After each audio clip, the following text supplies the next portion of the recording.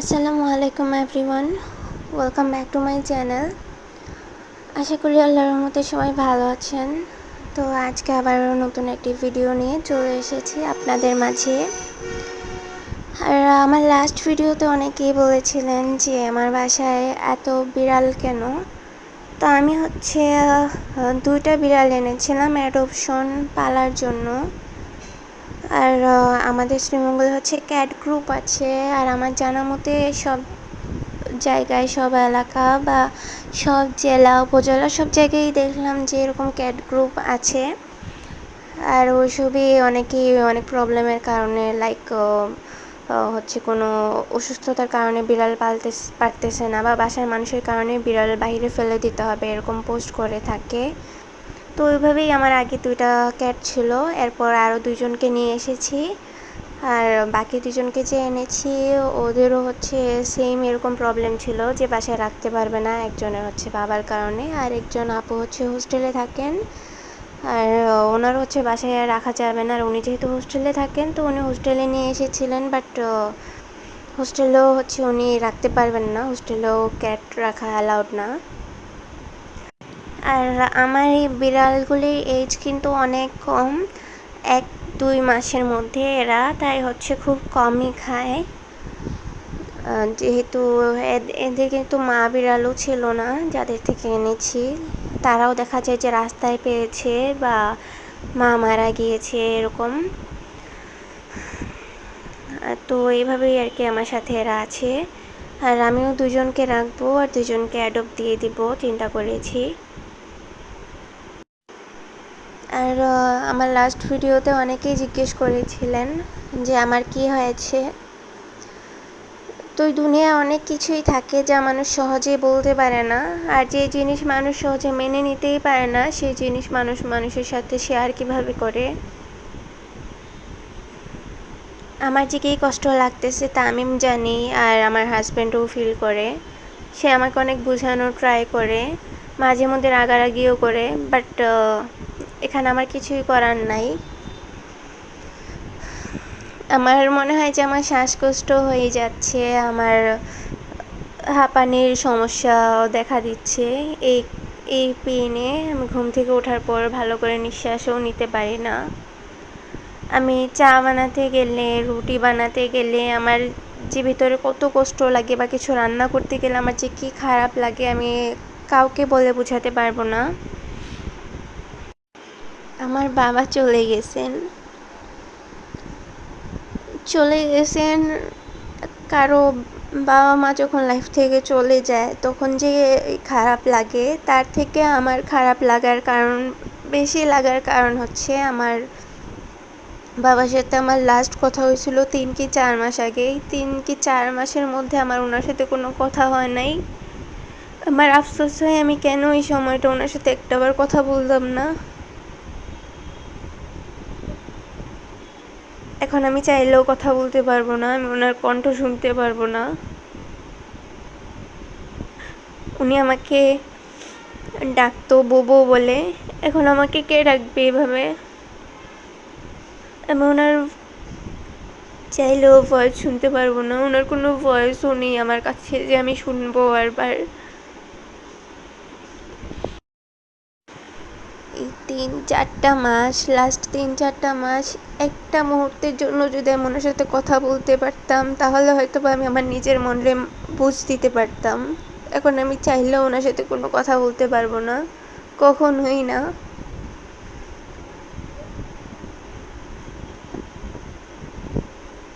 আমি যাই করি বারবার খালি আব্বুর স্মৃতি আমার চোখের সামনে ভেসে আসে। ছোটোবেলা আব্বু যতবার বাহিরে যেত, আসার টাইম আমার জন্য কিছু না কিছু নিয়ে আসতেন। আমার ছোটো ভাই মারা যাওয়ার পর আগে আব্বু অলওয়েজ আমার ছোটো ভাইয়ের জন্য চকলেট নিয়ে আসতেন, তারপর পেস্ট্রি নিয়ে আসতেন। আমার ছোটো ভাই মারা যাওয়ার পর আমার ছোটো ভাইয়ের জন্যও আনতেন, বাট আমাকে দিতেন। সে মারা যাওয়ার পর সেমই আনতো, কমায়নি কখনো, সেম এনে আমার কাছে দিত। তারপর ইরাদকে নিয়ে এখানে আসার পর ইরাদের জন্য আব্বু যা আনতো আমার জন্যও যা আনতো।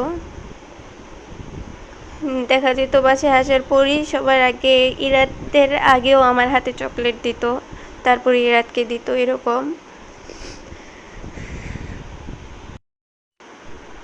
কয়টা দিন ধরে যতবারই আমার আব্বুর কথা মনে পড়তেছে, আমি যতবারই কান্না করতেছি, বারবার আমার মাথায় এটা আসে যে আল্লাহ, আপনি কেনই দুনিয়ায় মানুষকে দেন আর কেনই বা এভাবে নিয়ে যান। আমি আমার কষ্ট কাউরে বলে বোঝাতেও পারবো না, আর বলে লাভও নাই। আমার আব্বু চা অনেক পছন্দ করতো। দেখা যেত এই দিনের 24 ঘন্টার মধ্যে যদি আব্বুকে 24,000 বারও চা দেওয়া হতো, উনি খেয়ে নিত। উনি বারবার চা চাইতো খাওয়ার জন্য। এই চা নিয়ে যে আব্বুর সাথে কত রাগারাগি করছি, দেখা যায় 5 কি 6 মিনিট পর পর বারবার বলতো একটু চা বানিয়ে দিতে, একটু চা বানিয়ে দিতে। দেন আব্বু অনেক রুটি পছন্দ করতো।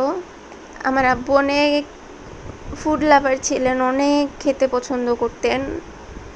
আর আপনারা যদি আমার আব্বুকে দেখতেন, নিজেই বলতেন যে ওনার তো তেমন কোনো এজই হয়নি, দেখে একদম 40 বা 42-এর এজের লোক মনে হতো। দুনিয়ার কোনো প্যাচ আমার বাবার মধ্যে ছিল না, দুনিয়াদারির কিছুই উনি বুঝতেন না, মাথায় নিতেনও না, মাথায় ঘামাতেন না।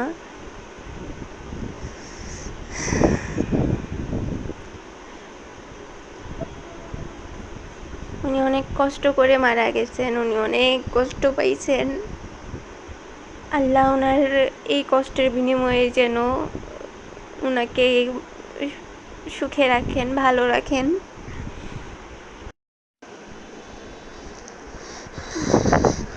এই মাসের 21 তারিখে হচ্ছে আমার বাবা চলে গেছেন।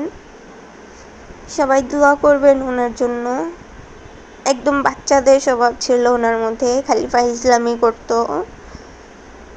এসব ফাইজলামির কারণে আম্মু রাগারাগি করতেন। ওনার মধ্যে পুরো বাচ্চাদের স্বভাব, বাচ্চাদের মতো কথাবার্তা, বাচ্চাদের চালচলন, বাচ্চাদের মতো খাওয়া দাওয়া, সব কিছু বাচ্চাদের মতোই ছিল। এত তাড়াতাড়ি বাবা চলে যাবে বুঝতেও পারিনি। এই সেম মাসের 25 তারিখে আমার ছোট ভাইটাও চলে গেছিল।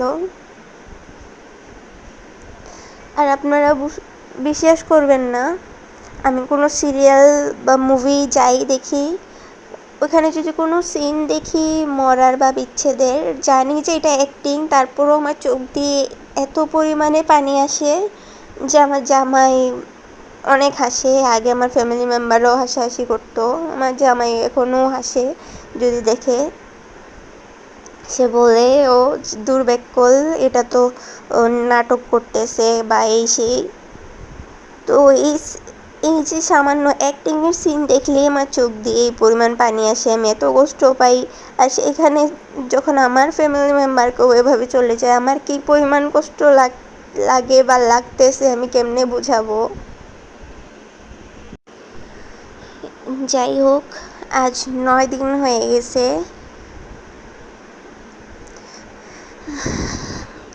আমি অনেক ট্রাই করি যাতে আমার এসব মনে না হয়, আমার জামাইও বলে মনে না করতে। এসব মনে করে করে আমি পাগল হয়ে যাব।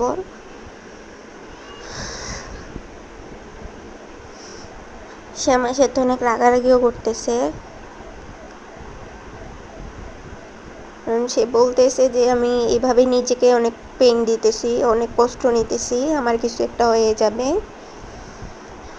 আর আমিও নর্মাল থাকার ট্রাই করতেছি।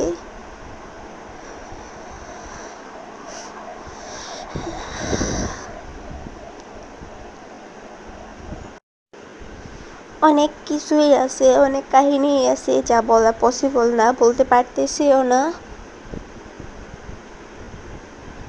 কিন্তু দোয়া করবেন আমার আব্বুর জন্য। আর আমি এসব নিয়ে আর কখনো কোনো কথা বলবো না, বলতে চাইও না। আল্লাহ ওনাকে নিয়ে এসে, আল্লাহ ওনাকে ভালো রাখুক।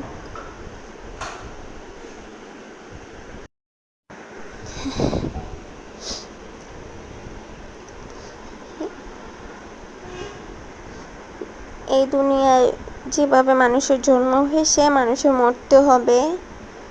প্রত্যেক প্রাণীকেই মৃত্যুর স্বাদ গ্রহণ করতে হবে, এটা আমরা জানি, সবাই জানি। আর এটা বলা অনেক সহজ কিন্তু মানা অনেক কঠিন। যাদের সাথে এরকম হয় তারা বলতে পারবে এটা মানা কতটা কঠিন। আমি এখন পর্যন্ত মানতে পারি না যে আমার বাবা নাই, আমি ওনাকে আর কখনো দেখতে পারবো না, আমি ওনার সাথে কখনো কথা বলতে পারবো না, আমি আমার বাবাকে কখনো ধরেও দেখতে পারবো না।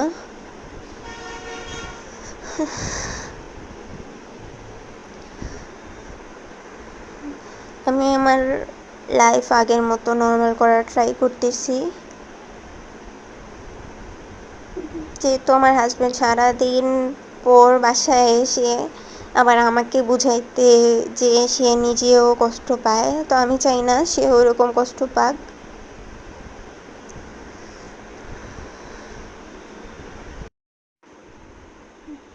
এরা তার নানির থেকেও নানার কাছে বেশি ছিল। আমার মা মানুষের নানি যেভাবে পালে, আমার আব্বু নানা হয়ে তারে এভাবে পালছে। তার ওয়াশরুমে বারবার নিয়ে যাওয়া, তার গোসল করানো, খাওয়া, ইভেন তার কাপড় পর্যন্ত ধুইছে। এই অল্প একটু সময় এরা তার নানাকে পাইছে।